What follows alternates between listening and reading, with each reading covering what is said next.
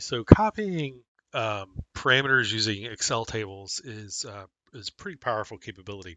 Um, this video is going to build on things as we go. So I'm going to start by first creating an empty table. So to do that, I'm just going to come in and say Control T and say yes, my table has headers, and that gives me basically the default Excel table that you see right now, if we go back to our commands that we have available here for table parameter copy, we'll notice that in order to copy parameters using tables from Excel, it needs the table name and then the table column formats are as below. So we need the item name, the parameter name that we're going to copy, the target item. We can copy to a different parameter name if we want to.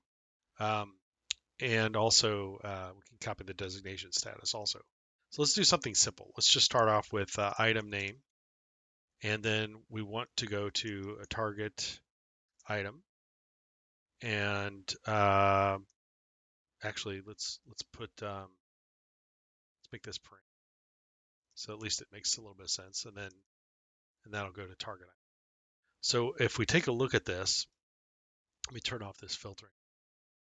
Uh,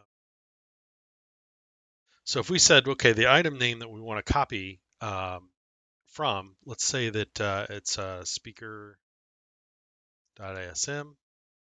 and let's take a look at parameters here. So supplier looks pretty good. Let's say supplier goes to, let's say down here to screw. So the supplier in this case is Screws Incorporated. So we'll just put in supplier, and the target name is screw. So just as a simple example, we've got this coming, and we got to give it a name. So let's select in the table. It's currently set to table 2, but we'll call this copy ref. And the table we're going to use is TBL, copy ref.